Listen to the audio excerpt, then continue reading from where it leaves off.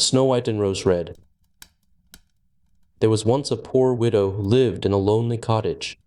In front of the cottage was a garden wherein stood 2 rose trees, one of which bore white and the other red roses. She had 2 children who were like the 2 rose trees, and one was called Snow White and the other Rose Red. They were as good and happy, as busy and cheerful as ever. 2 children in the world were, only Snow White was more quiet and gentle than Rose Red. Rose Red liked better to run about in the meadows and fields, seeking flowers and catching butterflies. But Snow White sat at home with her mother and helped her with her housework, or read to her when there was nothing to do. The 2 children were so fond of one another that they always held each other by the hand when they went out together, and when Snow White said, "We will not leave each other," Rose Red answered, "Never so long as we live," and their mother would add, "What one has, she must share with the other." They often ran about the forest alone and gathered red berries, and no beasts did them any harm, but came close to them trustfully. The little hare would eat a cabbage leaf out of their hands, the roe grazed by their side, the stag leapt merrily by them, and the birds sat still upon the boughs, and sang whatever they knew. No mishap overtook them.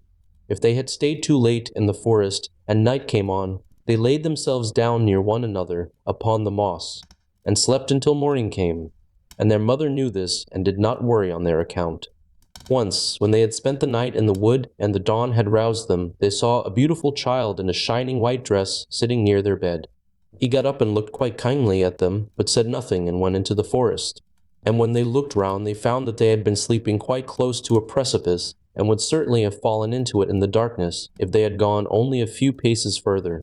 And their mother told them that it must have been the angel who watches over good children.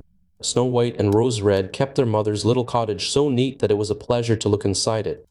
In the summer, Rose Red took care of the house, and every morning laid a wreath of flowers by her mother's bed before she awoke, in which was a rose from each tree.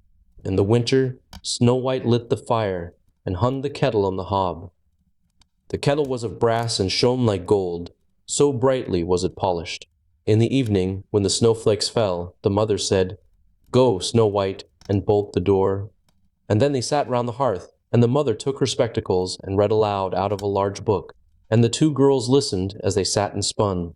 And close by them lay a lamb upon the floor, and behind them upon a perch sat a white dove with its head hidden beneath its wings. One evening, as they were thus sitting comfortably together, someone knocked at the door as if he wished to be let in. The mother said, "Quick, Rose Red, open the door, it must be a traveler who is seeking shelter." Rose Red went and pushed back the bolt, thinking that it was a poor man, but it was not. It was a bear that stretched his broad black head within the door. Rose Red screamed and sprang back, the lamb bleated, the dove fluttered, and Snow White hid herself behind her mother's bed. But the bear began to speak and said, "Do not be afraid, I will do you no harm. I am half frozen and only want to warm myself a little beside you." "Poor bear," said the mother, "lie down by the fire, only take care that you do not burn your coat." Then she cried, "Snow White, Rose Red, come out, the bear will do you no harm, he means well." So they both came out, and by the lamb and dove came nearer, and were not afraid of him. The bear said, "Here, children, knock the snow out of my coat a little." So they brought the broom and swept the bear's hide clean, and he stretched himself by the fire, and growled contentedly and comfortably. It was not long before they grew quite at home, and played tricks with their clumsy guest. They tugged his hair with their hands, put their feet upon his back, and rolled him about, or they took a hazel switch and beat him, and when he growled, they laughed. But the bear took it all in good part. Only when they were too rough he called out, "Leave me alive, children, Snow White, Rose Red. Will you beat your wooer dead?"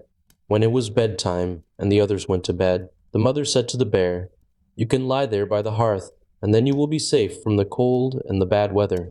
As soon as day dawned, the 2 children let him out, and he trotted across the snow into the forest.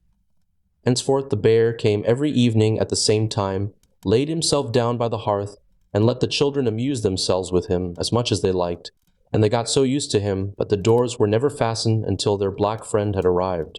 When spring had come and all outside was green, the bear said one morning to Snow White, "Now I must go away, and cannot come back for the whole summer." "Where are you going then, dear bear?" asked Snow White. I must go into the forest and guard my treasures from the wicked dwarfs. In the winter, when the earth is frozen hard, they are obliged to stay below and cannot work their way through. But now, when the sun has thawed and warmed the earth, they break through it and come out to pry and steal, and what once gets into their hands and in their caves does not easily see daylight again. Snow White was quite sorry at his departure, and as she unbolted the door for him and the bear was hurrying out, he caught against the bolt, and a piece of his hairy coat was torn off, and it seemed to Snow White as if she had seen gold shining through it. But she was not sure about it. The bear ran away quickly, and was soon out of sight behind the trees. A short time afterward, the mother sent her children into the forest to get firewood. There they found a big tree which lay felled on the ground, and close by the trunk something was jumping backward and forward in the grass. But they could not make out what it was. When they came nearer, they saw a dwarf with an old withered face and a snow-white beard a yard long. The end of the beard was caught in a crevice of the tree, and the little fellow was jumping about like a dog tied to a rope and did not know what to do. He glared at the girls with his fiery red eyes and cried, "Why do you stand there? Can you not come here and help me?" "What are you up to, little man?" asked Rose Red. "You stupid prying goose," answered the dwarf. "I was going to split the tree to get a little wood for cooking. The little bit of food that we people get is immediately burnt up with heavy logs. We do not swallow so much as you coarse, greedy folk. I had just driven the wedge safely in, and everything was going as I wished. But the cursed wedge was too smooth and suddenly sprang out, and the tree closed so quickly that I could not pull out my beautiful white beard. So now it is tight and I cannot get away. And the silly, sleek, milk-faced things laugh. Ugh, how odious you are. The children tried very hard, but they could not pull the beard out. It was caught too fast. "I will run and fetch someone," said Rose Red. "You senseless goose," snarled the dwarf. "Why should you fetch someone? You are already too many for me. Can you not think of something better?" "Don't be impatient," said Snow White. "I will help you." And she pulled her scissors out of her pocket and cut off the end of the beard. As soon as the dwarf felt himself free, he laid hold of a bag which lay among the roots of the tree, and which was full of gold, and lifted it up, grumbling to himself, "Uncouth people, to cut off a piece of my fine beard. Bad luck to you." And then he swung the bag upon his back, and went off without even once looking at the children. Some time afterwards, Snow White and Rose Red went to catch a dish of fish. As they came near the brook, they saw something like a large grasshopper jumping toward the water, as if it were going to leap in. They ran to it and found it was the dwarf. "Where are you going?" said Rose Red. "You surely don't want to go into the water?" "I am not such a fool," cried the dwarf. "Don't you see that the accursed fish wants to pull me in?" The little man had been sitting there fishing, and unluckily the wind had tangled up his beard with the fishing line. A moment later, a big fish made a bite, and the feeble creature had not strength to pull it out. The fish kept the upper hand and pulled the dwarf toward him. He held on to all the reeds and rushes, but it was of little good, for he was forced to follow the movements of the fish, and was in urgent danger of being dragged into the water. The girls came just in time. They held him fast and tried to free his beard from the line, but all in vain. Beard and line were entangled fast together. There was nothing to do but to bring out the scissors and cut the beard, whereby a small part of it was lost. When the dwarf saw that, he screamed out, "Is that civil, you toadstool, to disfigure a man's face? Was it not enough to clip off the end of my beard?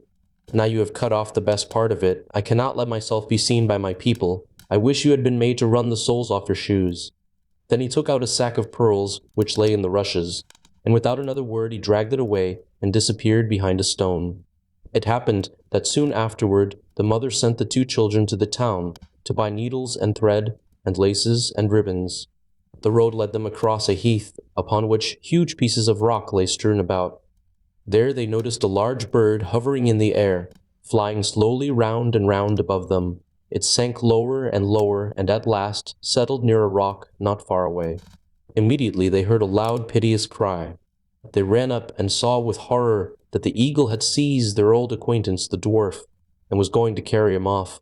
The children, full of pity, at once took tight hold of the little man and pulled against the eagle so long that at last he let his booty go. As soon as the dwarf had recovered from his first fright, he cried with a shrill voice, "Could you not have done it more carefully?" You dragged at my brown coat so that it is all torn and full of holes, you clumsy creatures." Then he took up a sack full of precious stones and slipped away again under the rock into his hole. The girls, who by this time were used to his ingratitude, went on their way and did their business in town. As they crossed a heath again on their way home, they surprised the dwarf, who had emptied out his bag of precious stones in a clean spot, and had not thought that anyone would come there so late. The evening sun shone upon the brilliant stones. They glittered and sparkled with all colors so beautifully that the children stood still and stared at them. "Why do you stand gaping there?" cried the dwarf, and his ashen-gray face became copper-red with rage. He was still cursing when a loud growling was heard, and a black bear came trotting toward them out of the forest. The dwarf sprang up in a fright, but he could not reach his cave, for the bear was already close. Then in the dread of his heart he cried, "Dear Mr. Bear, spare me. I will give you all my treasures. Look, the beautiful jewels lying there. Grant me my life. What do you want with such a slender little fellow as I? You would not feel me between your teeth. Come, take these two wicked girls. They are tender morsels for you, fat as young quails. For mercy's sake, eat them." The bear took no heed of his words, but gave the wicked creature a single blow with his paw, and he did not move again. The girls had run away, but the bear called to them, "Snow White and Rose Red, do not be afraid. Wait, I will come with you." Then they recognized his voice and waited, and when he came up to them suddenly his bearskin fell off, and he stood there a handsome man, clothed all in gold.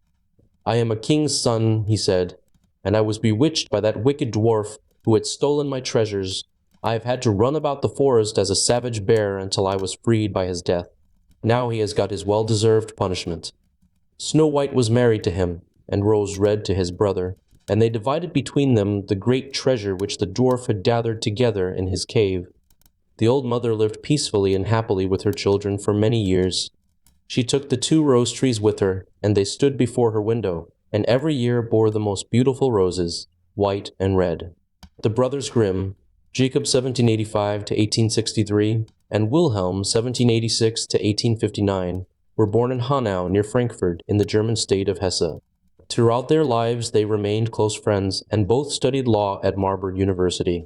Jacob was a pioneer in the study of German philology, and although Wilhelm's work was hampered by poor health, the brothers collaborated in the creation of a German dictionary, not completed until a century after their deaths. But they were best and universally known for the collection of over 200 folktales they made, from oral sources and published in 2 volumes of Nursery and Household Tales in 1812 and 1814. Although their intention was to preserve such material as part of German cultural and literary history, and their collection was first published with scholarly notes and no illustration, the tales soon came into the possession of young readers. This was in part due to Edgar Taylor, who made the first English translation in 1823, selecting about 50 stories, with the amusement of some young friends principally in view. They have been an essential ingredient of children's reading ever since.